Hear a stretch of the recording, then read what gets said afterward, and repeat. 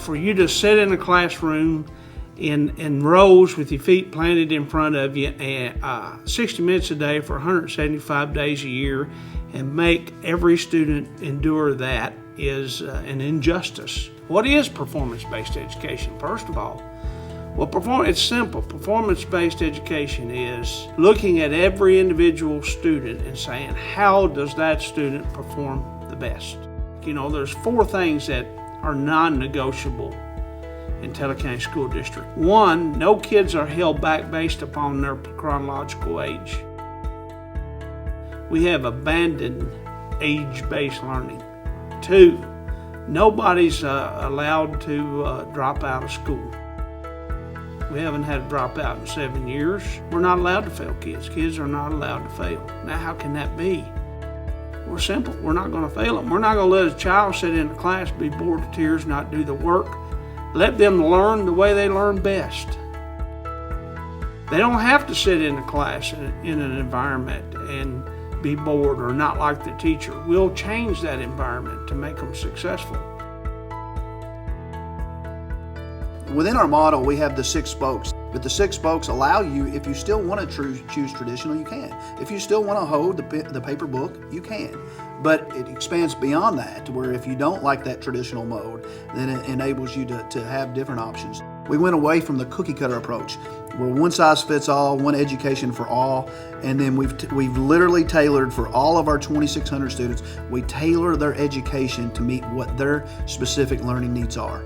We have 6 ways that our kids can learn, and we have 6 different ways our teachers can teach. It's set up in a wagon wheel, just like our instruction is set up in a wagon wheel, and you can walk around this spoke or the rim of these spokes, and no matter what grade you're in, if you're in the 3rd grade and you read at 5th grade, you walk down to the 5th grade and you read at the 5th grade. We're not going to make you sit in 3rd grade and read Jack and Jill ran up the hill when you can read a novel.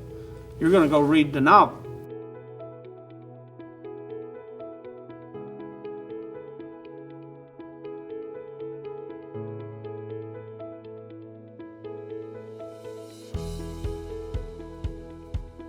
We did a lot of work this summer to kind of get our units ready. We spent some time creating videos, instructional videos, and when I say we, my team and I work very closely together to do this. There are 4 of us that are doing the self-pacing, and so we all work together to create the checklist that we use, to create the instructional videos that we use, the assessments, things like that. Well, I have recorded myself actually teaching each unit or each lesson. The kids watch those on the iPad, and then they have a checklist that they follow. It's just really neat to see some students are able to watch the videos and they move at their own pace. Some of them move faster than others. With the video, they can rewind it and watch it again if they have a question.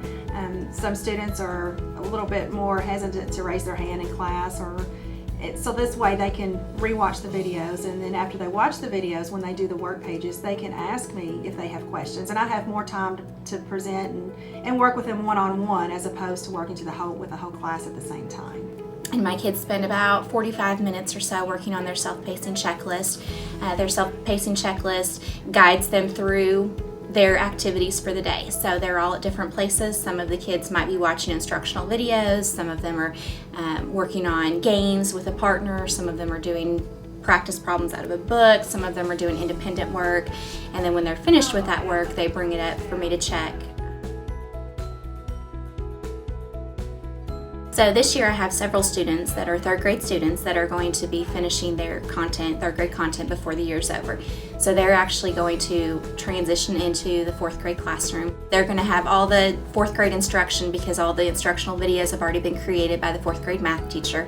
And this is just a great way to show them and be able to teach them different ways that they can learn, and they get to make some of their own decisions as far as how that's going to be. And it seems to make the learning much more beneficial to them.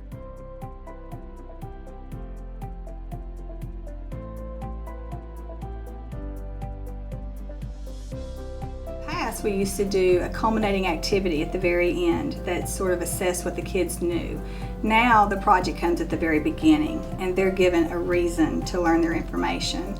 I think that this approach is perfect for the next generation science standards. Back to engineering is a great big component of that. And every project that we do has some form of engineering in it. They are engineering, like I said, when we did the earthquake structures, they were putting together straws and duct tape and that type of thing to engineer a structure that would withstand the 7.0 magnitude. I am a facilitator in my classroom. I get them started. Now remember, we're dealing with 9 and 10-year-olds, but we guide their learning somewhat, and I provide the opportunities for them. I help to guide and direct them, but when they're doing that learning on their own, they take that responsibility on, and I have found that they push themselves even harder. First off, the kids are engaged from day one. They are excited, and you can just feel that excitement when you're in there. As we're working, they have a reason to learn, so they're more excited about it. They're using the vocabulary as they're talking to one another, preparing for those presentations.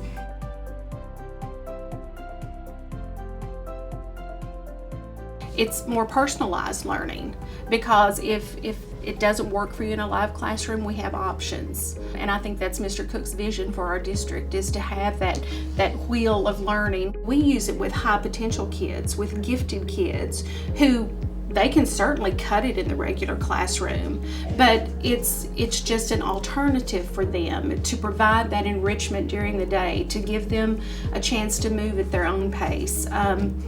And I have students who have completed 4, 5, 6 courses. And I have one young man who right now, he's gotten to the point where he's just choosing courses that he's interested in because he's finished all the requirements. So he's getting a chance to take courses that he otherwise wouldn't be able to take if we didn't have Odysseyware available.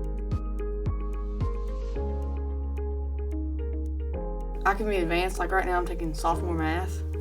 And so I can use to be ahead, because back in 2nd grade, whenever I only advanced 1 grade, math was just too easy for me at that point. I didn't really like that much because I already knew what we were learning, so it's boring for me. You're required to take so many credits, like math, 4 years. And so last year I've already got one of my credits, so this year I'm getting another one. And English also, I'm getting a credit right now because I'm taking English 1. And then science as well. I'm doing science concepts up at the high school as well.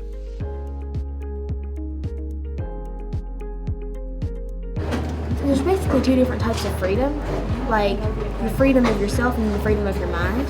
And I feel like with this type of class, I'm completely free to take my language education the way I want. Last year I was at the elementary, but I was doing self-paced 6th grade here. I'm reading the book Thief right now, and I've already read The Diary of Anne Frank, the play, and the book. I loved it. I love reading anyway, but it was really interesting to put history kind of in perspective because she was about my age when she went to hide. Being in elementary, they're like, okay, this is the class book and we're going to read this, and I wouldn't even enjoy the reading because I didn't get to choose. I mean, you still have to read a group book, but you're getting more of a choice in which direction you want to take it.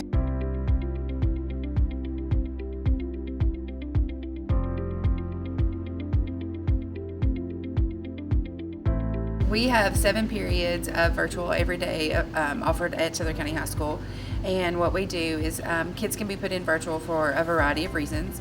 It can be by choice. They like to take classes online. They prefer that learning method, or it could be they're there for credit recovery, or it could also be that they're lacking a credit, not necessarily in credit trouble, but just need an extra class to fill their schedule, or it could have been a conflict of schedule.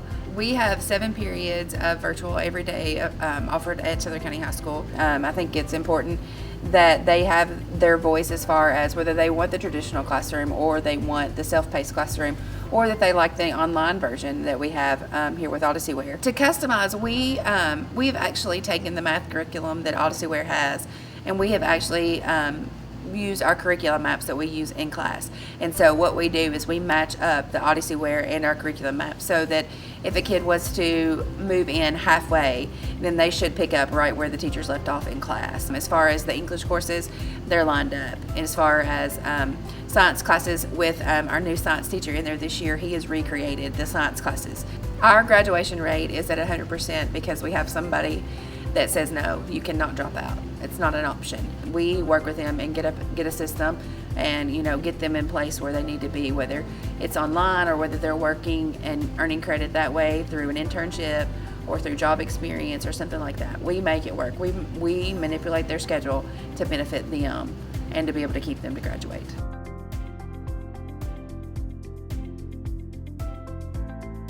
We have 100 kids that come to school every day. They don't even have a teacher. They don't have a teacher assigned to them. They don't really have a schedule assigned to them. That blows our visitors' minds. What do you mean they don't have a teacher? Well, they're academy kids. They can go see a teacher if they want to. In fact, they can go see any teacher they want to. Or they can go all day and never see a teacher. They can go into the virtual academy and use software to accomplish their standards. At the end of the year, they have to have a culminating project, and they all do, and they work on that. But imagine coming to school and not having a teacher, not having a schedule to follow. They don't have to go into a classroom and sit an hour. They can go in there and sit 5 minutes, 10 minutes, an hour if they want to. They get up, they're in charge totally, 100% of how they learn. So for the past 6 years, going on 7, we've had 0 dropouts.